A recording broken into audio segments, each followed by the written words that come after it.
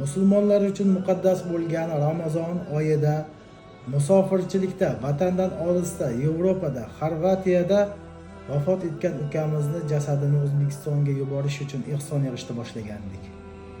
Asosan mana shu Xorvatiyadagi o'zbeklar Telegram gruppasida mana shu videolarni tarqatdik, Instagramga qo'ydik va mana shu asosan Yevropadan turib ehson qilgan insonlar juda ham ko'p bo'ldi. Alloh rozi bo'lsin ehson qilgan insonlardan. Ehsonlaringizni Alloh dargohida qabul qilsin.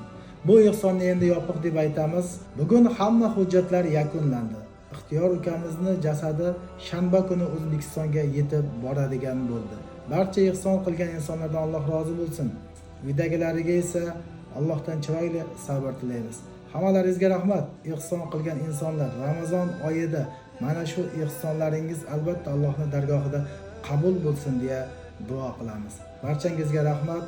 Alloh sizlarni va bizlarni mana shu musofirchilikda o'z panohida asrasin. Barchangizga yaqinlashib kelayotgan hayit ayyomi muborak bo'lsin.